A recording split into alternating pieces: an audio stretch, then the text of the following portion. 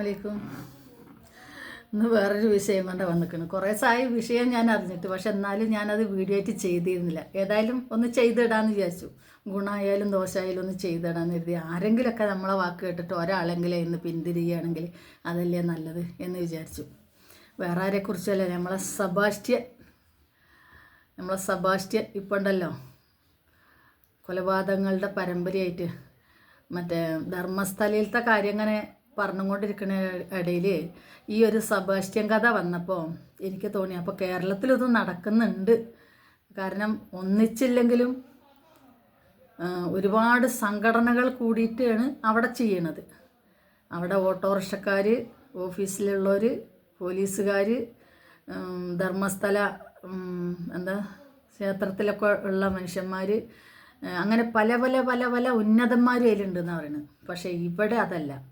ഇവിടെ വളരെ പാവപ്പെട്ട സ്ത്രീകൾ, ഒറ്റയ്ക്ക് താമസിക്കുന്ന സ്ത്രീകളെ, അതും നല്ല സാമ്പത്തികവും പണവും ഇതെല്ലാം ഉള്ള സ്ത്രീകളെ പോയി തേടി കണ്ടുപിടിച്ച് നമ്മളെ സബാസ്റ്റ്യൻ സ്നേഹവലയത്തിലാക്കി കൊണ്ടുവന്ന് അവരെ കുറച്ച് ഉപയോഗിച്ച് അവരെ സ്ഥലം വിറ്റ് കൊടുക്കാൻ, നിങ്ങൾക്ക് കാര്യങ്ങൾ ചെയ്തു തരാമെന്നൊക്കെ പറഞ്ഞ് സബാസ്റ്റ്യൻ കൊണ്ടുവന്ന് ഐറ്റങ്ങൾ ഉപയോഗിക്കുകയും ചെയ്ത് ഐറ്റങ്ങളെ സ്വർണ്ണങ്ങളും വാങ്ങിച്ച് പിന്നെ സ്ഥലം വിൽപ്പന ചെയ്ത് തരാമെന്ന് പറഞ്ഞ് അതൊക്കെ ഇയാളെ പേരിലേക്കാക്കി ഫോർജറി ചെയ്ത് അത് വിൽക്കാൻ പോവുക, അതെടുക്കാൻ പോവുക. പടച്ചറബേ, ഈ സബാസ്റ്റ്യൻ ഒറ്റയ്ക്ക് ജീവിക്കുന്ന ഒരു മനുഷ്യനാണ്. 2.5 ഏക്കർ സ്ഥലത്ത് ഇനിയിപ്പോൾ 2.5 ഏക്കർ മൊത്തം തോണ്ടേണ്ടി വരുമെന്ന് തോന്നുന്നു. കാരണം ഇപ്പം 4 സ്ത്രീകളുടെ കൊലപാതകത്തെ പറ്റി സബാസ്റ്റ്യനിലേക്കാണ് അന്വേഷണം നീളുന്നത്. ഇനിയിപ്പോൾ എത്ര എണ്ണത്തിൻ്റെ വേണ്ടി വരുമെന്ന് അറിയില്ല. ഒരുപാട് എല്ലും കഷ്ണങ്ങൾ മിഞ്ഞാന്നൊക്കെ കിട്ടിക്കണമെന്ന് പറഞ്ഞാൽ. അതുമല്ലാതെ 2.5 ഏക്കർ സ്ഥലത്ത് 3 കുളമുണ്ട്. ഈ 3 കുളത്തിൽ മനുഷ്യമാംസം ഭക്ഷിക്കുന്ന മീനിനെയാണ് സബാസ്റ്റ്യൻ വളർത്തണമെന്ന് പറയുന്നത്. ഈ സ്ത്രീകളെ കൊന്നിട്ട് കഷ്ണങ്ങളാക്കിയിട്ട്, കാരണം ആ എല്ലിൻ്റെ കഷ്ണങ്ങളൊക്കെ കണ്ടു കഴിഞ്ഞാൽ നമുക്ക് മനസ്സിലാവും തുണ്ട്. ഞാൻ ആദ്യം കണ്ടപ്പോൾ ഞാൻ വിചാരിച്ചു, ഇതെന്തങ്ങനെ തുണ്ടായിട്ട് കിടക്കണത്. നമ്മളെ കയ്യിൻ്റെയും കാലിൻ്റെയൊക്കെ അസ്ഥികൾ ഒന്നിച്ചാകുമ്പോൾ ഒരു നീളം ഉണ്ടാകുമല്ലോ. അതൊന്നും കാണുന്നില്ല. അതെന്താ ഈ തുണ്ടായിട്ട് കിടക്കണം വിചാരിച്ചു. ഇന്നലെ രാത്രി ഒരു വാർത്ത കേട്ടപ്പോഴാണ് എനിക്കത് മനസ്സിലായത്. സബാസ്റ്റ്യൻ എന്താ ചെയ്യണമെന്ന് വെച്ചെങ്കിൽ ഇത് പീസാക്കുകയാണ്. പീസുകളാക്കിയിട്ട് ഈ മാംസങ്ങളൊക്കെ കൊണ്ട് ഈ മറ്റേ മീനിന് തിന്നാട്ട് കൊടുക്കുക. ബാക്കിയുള്ളത് എവിടെയെങ്കിലും ഇട്ട് കത്തിച്ച് കരിച്ച് കളയുക. കത്തിച്ച് കരിച്ചത് വീണ്ടും വീണ്ടും കത്തിക്കുക. അങ്ങനെയൊക്കെയാണ് സബാസ്റ്റ്യൻ ചെയ്യണം. അപ്പോൾ എനിക്ക് പറയാനുള്ളത്, ഒറ്റപ്പെട്ട് എവിടെയെങ്കിലും നടക്കണ ആണുങ്ങൾ സ്ഥലം വിറ്റ് തരാം, അല്ലെങ്കിൽ വിവാഹ വാഗ്ദാനം ചെയ്യുക, പെണ്ണാലോചിച്ച് വരിക, ഇതൊക്കെ വരുന്നുണ്ടെങ്കിൽ മക്കളെ പ്രത്യേകം ആലോചിച്ചോളി. ഏത് നാട്ടിൽ നിന്ന് ഒറ്റപ്പെട്ട് വരുന്ന ആളാണ് കല്യാണം കഴിക്കാനാണെന്ന് പറഞ്ഞാലും നമ്മളെ സബാസ്റ്റ്യനെ ഒന്ന് ആലോചിച്ചോളുണ്ടോ.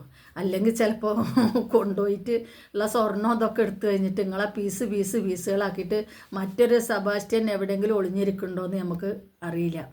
അപ്പോൾ അതുകൊണ്ട് എല്ലാവരും ചിന്തിക്കുക. കാരണം ഇന്നത്തെ കാലത്ത് ഓൺലൈനിൽ കൂടെയാണ് എല്ലാ കാര്യങ്ങളും നടക്കുന്നത്. സോഷ്യൽ മീഡിയ ഒരുപാട്, പക്ഷേ സബാസ്റ്റ്യൻ സോഷ്യൽ മീഡിയ അല്ല, അതും സോഷ്യൽ മീഡിയ എന്ന് പറയാം. കാരണം ഫോൺ വഴിയാണ്. പള്ളിയിൽ പോകുക, പള്ളിയിൽ പോയിട്ട് അവിടുന്ന് ഒറ്റപ്പെട്ട് കാണുന്നതിന് അന്വേഷണം നടക്കുന്നുണ്ടാകും സബാസ്റ്റ്യൻ ആരാണ് ഒറ്റപ്പെട്ട് താമസിക്കുന്നത്.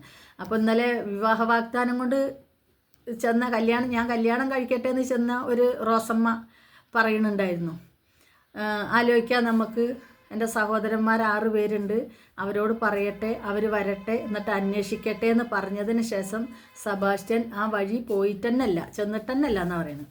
അപ്പോൾ സബാസ്റ്റ്യന് സഹോദരന്മാരുള്ള ഭാര്യമാരെയൊന്നും ആവശ്യമില്ല. ഒറ്റപ്പെട്ട് കിടക്കുന്ന പെണ്ണുങ്ങളെയാണ് സബാസ്റ്റ്യന് വേണ്ടത്. കാരണം എന്താ വെച്ചാൽ അപ്പോഴല്ലേ വെട്ടി നുറുക്കി മീനുകൾക്ക് ഇട്ട് കൊടുത്തിട്ട് അവളത്തൊക്കെ തട്ടിയെടുക്കാൻ പറ്റുള്ളൂ. അപ്പോൾ ഇനി ഒറ്റപ്പെട്ട ആരെങ്കിലും വരുന്നുണ്ടെങ്കിൽ നല്ലോണം ശ്രദ്ധിച്ചോളി.